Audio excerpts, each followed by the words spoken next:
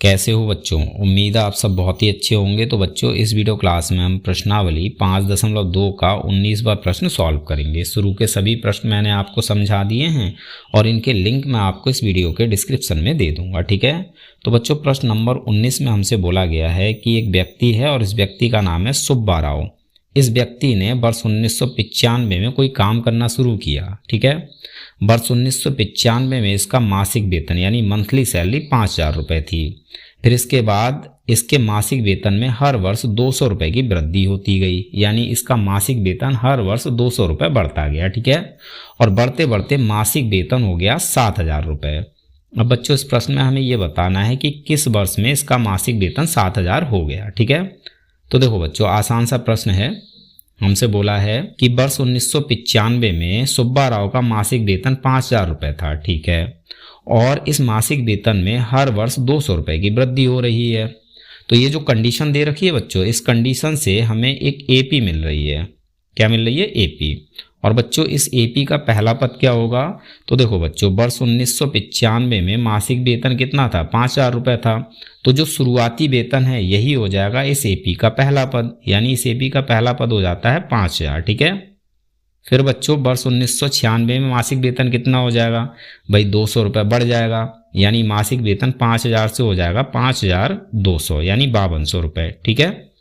तो ये हो जाता है बच्चों इस एपी का दूसरा पद।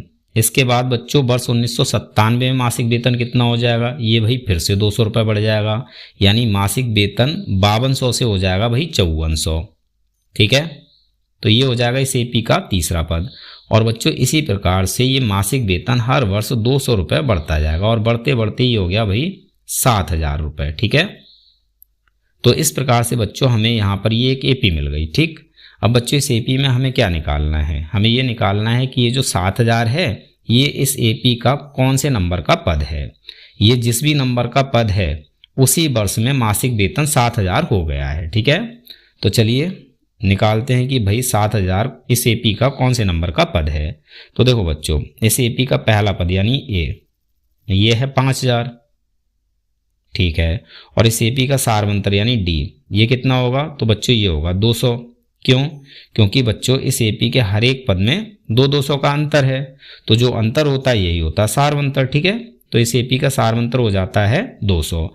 अब बच्चों, ये जो 7,000 है इसको हम अपनी तरफ से मान लेते हैं कि ये इस एपी का एनवा पद है, यानी ये है एन, ठीक है। 7,000 क्लियर है। अब बच्चों, इसमें हमें क्या निकालना है? तो हमें इसमें इस एन का मान निकालना है, ठीक है। तो यहाँ हम एन लिखकर लगा लेते हैं क्वेश्चन मार्क। इसका मतलब हो गया कि हमें एन का मान निकालना है। तो देखो बच्चों, एन का मान हम कैसे निकालेंगे? यहाँ बच्चों हम ए एन का फॉर्मूला लगाएंगे। ए एन का फॉर्मूला क्या होता है बच्चों? तो ये होता है ए प्लस ब्रैकेट में एन माइनस 1 और गुणा में डी। ये हो गया ए एन का फॉर्मूला। तो हमने ए एन की जगह भाई इसका यहाँ फॉर्मूला लिख लिया, ठीक है। और बराबर में है 7,000, तो बराबर में लिख लेंगे भाई 7,000, ठीक है। अब बच्चों, इस फॉर्मूले में हमें जो भी मान पता है उनको रख लेना है। तो ए का मान हमें पता है ये है 5,000, तो ए का मान हमने रख लिया 5,000, प्लस है प्लस लगा लेंगे। फिर एन का मान बच्चों हमें निकालना है, तो इसको हम ज्यों का त्यों लिख लेंगे और -1 को भी हम ज्यों का त्यों लिख लेंगे, ठीक है। फिर गुणा लगाकर बच्चों हमें डी का मान रख लेना है 200। सारे मान हमने रख लिए, बराबर में है 7,000, तो बराबर में लिख लेंगे भाई 7,000, ठीक है। अब बच्चों, इसको सॉल्व करके हम यहाँ से एन का मान बहुत आसानी से निकाल सकते हैं। तो सबसे पहले हमें 5,000 की साइड चेंज कर लेनी है। तो यहाँ बचेगा ब्रैकेट में एन माइनस 1 और गुणा में बाहर है 200, ठीक है। और बराबर में है 7,000। 5,000 की हम साइड चेंज करेंगे तो इधर ये हो जाएगा -5,000, ठीक है बच्चों। यहाँ तक समझ में आ गया। अब बच्चों, इधर रहेगा n-1 ब्रैकेट के अंदर और गुणा में ब्रैकेट के बाहर 200, ठीक है। 7,000 में से 5,000 को घटाएंगे, कितना बचेगा बच्चों? 2,000, तो इधर हो जाएगा 2,000। अब बच्चों, हमें 200 की साइड चेंज कर लेनी है। 200 इधर गुणा में है, जब इसकी साइड चेंज करेंगे तो ये आ जाएगा बटे में, ठीक है। तो यहाँ बचेगा n-1 बराबर में है 2,000। 200 की साइड चेंज करेंगे तो ये 2,000 के बटे में आ जाएगा, ठीक है। और यहाँ बच्चों 2 0 से 2 0 कैंसिल हो जाएंगे और 2 से 20 10 बार में कैंसिल हो जाएगा, ठीक है। तो हमें मिलेगा भाई n-1 बराबर 10। अब हमें इस -1 की भी साइड चेंज कर लेनी है तो हमें n का मान मिल जाएगा। तो n बराबर हो जाएगा भाई 10, -1 को इधर लाएंगे तो इधर हो जाएगा ये +1।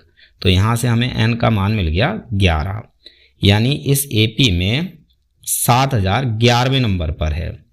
अब 11वें नंबर पे होने का मतलब है कि मासिक वेतन 11वें वर्ष में 7000 हो गया है। ठीक है, तो यहाँ हम आंसर लिख देते हैं 11वें वर्ष में वेतन 7000 हो गया। हमसे क्या पूछा गया है कि वेतन 7000 कब हो गया, तो भाई ये 11वें वर्ष में हो गया। ठीक है, यहाँ पर हमारा आंसर हो जाता है कंप्लीट। उम्मीद है सवाल आपको समझ में आ गया होगा। मिलते हैं अपने अगले वीडियो क्लास में।